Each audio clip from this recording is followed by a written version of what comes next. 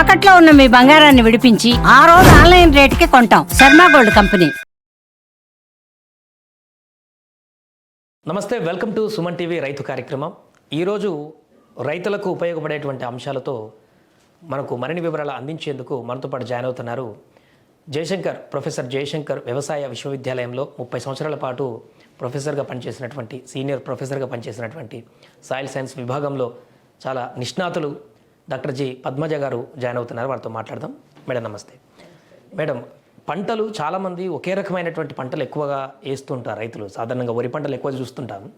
కంటిన్యూగా ఒకే పంటలు వేయడం వల్ల కలిగేటువంటి నష్టాలేంటి, లాభాలేంటి, పంటలు మారుస్తే వచ్చేటువంటి బెనిఫిట్స్ ఏంటి? మామూలుగా ఇప్పుడు మనం చూస్తున్నట్లయితే ఏ రైతును అడిగినా కూడాను ఏం పంట వేశారు అంటే వరి అని చెప్తారు కొంతమంది, లేకపోతే కొంతమంది ప్రత్తి చెప్పచ్చు, కొంతమంది మొక్కజొన్న చెప్తూ ఉంటారు. నెక్స్ట్ ప్రశ్న, మనం ఎన్ని సంవత్సరాలుగా ఒక పంటని ఈ పొలంలో వేస్తున్నారు అని అడిగినప్పుడు వెంటనే వాళ్ళు ఏం చెప్తారంటే గత కొన్ని సంవత్సరాలుగా నేను వరే వేస్తున్నానండి, దిగుబడి బాగా వస్తుంది కాబట్టి నేను ఒక్క పంటనే వేసుకుంటూ పోతున్నాను అదే పొలంలో అని చెప్తారు చాలామంది. దాని తర్వాత అలాగే వేరే పంటలు వేసే వాళ్ళు కూడాను వాళ్ళ ఉన్నటువంటి ఆ పొలంలో ఆ పంటని మార్చకుండా ఎప్పుడు ఒక పంటనే వేసుకుంటూ పోతున్నారు అనమాట. ఇది మంచి పద్ధతి కాదు.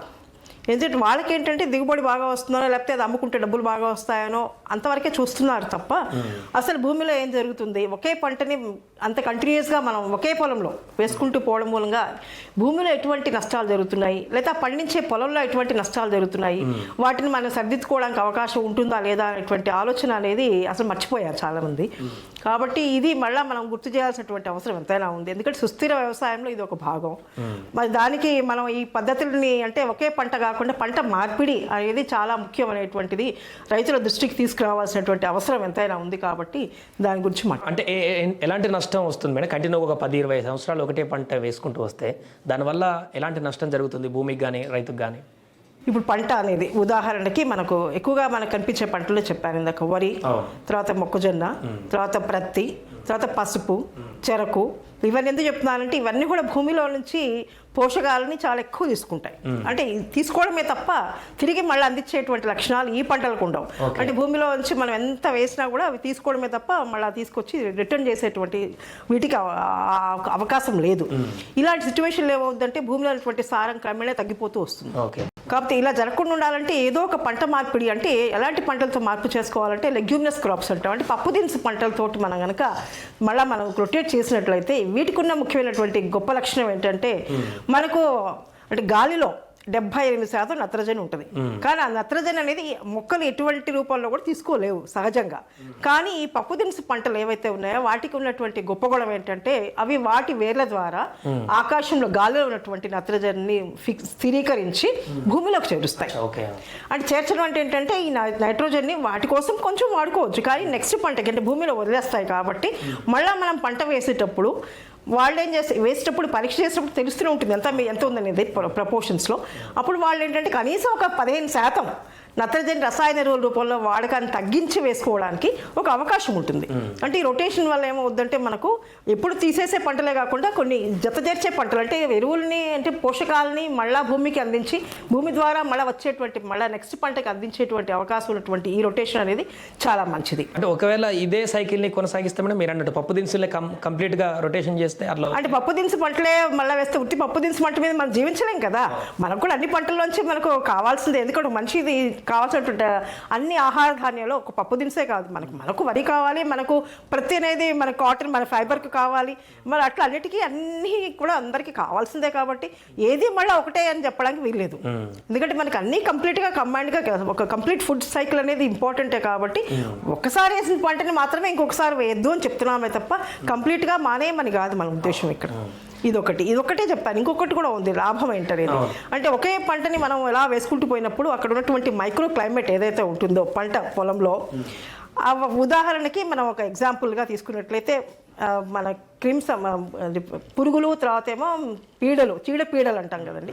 ఇవన్నీ కూడాను ఒక లక్షణంగా అంటే ఒక వరే వేస్తూ పోయాము, లేకపోతే ప్రత్తే వేస్తూ వెళ్తున్నాము, ఏదో ఒక పంట కంటిన్యూస్ వేస్తున్నప్పుడు ఆ మైక్రో క్లైమేట్లో ఆల్రెడీ కూడా అక్కడే పురుగులు పెట్టి గుడ్లు పెట్టి తర్వాత అక్కడ ఒక జీవన విధానానికి అలవాటు పడినటువంటి పురుగులు ఉంటాయి.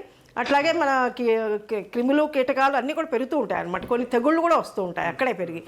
అలాంటివి జరుగుతూ ఉన్నప్పుడు మనం వాటిని అరికట్టాలి అంటే ఏం చేస్తాము, ఈ పంటని మార్చేసేసి ఇంకొక పంట వేసినప్పుడు వాటి యొక్క మైక్రో క్లైమేట్ అనేది ఆటోమేటిక్గా మారిపోతుంది. ఓకే. మారిపోయినప్పుడు ఏంటంటే వాటికి సైకిల్ అనేది మనం బ్రేక్ చేస్తున్నాం అనమాట. చేసినప్పుడు ఏంటంటే నెక్స్ట్ వేసేటువంటి పంటల్లో అవి ఇమ్మడలేకపోవడం వల్ల వాటి యొక్క సంతతి కావచ్చు ఏదైనా తగ్గిపోతుంది.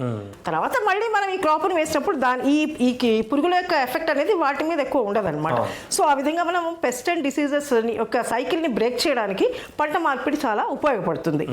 ఇంకొకటి ఏంటంటే మనకు కలుపు మొక్కల బెడద కూడా చాలా కామన్ కదా, అందరూ కలుపు మందులు కొట్టేస్తూ ఉంటారు పొలాల్లో. మరి ఈ కలుపు మొక్కల బెడద కూడా మనం అరికట్టాలంటే ఏంటంటే ఉదాహరణకి వరి పొలమే ఉంది. వరిలో మనకి ఏంటంటే ఈ ఊదర్లు అనేటువంటి ఒక కలుపు ఎప్పుడు వస్తుంది, దాన్ని ఇంగ్లీష్లో మనం ఎకైనా క్లోవా కలోనా అని అంటుంటాము. అది నీళ్ళు ఎక్కడున్నాయో అక్కడే వస్తుంది, వేరే ఆరుదడి పంటల్లో మనకి ఎప్పుడు రాదు అది.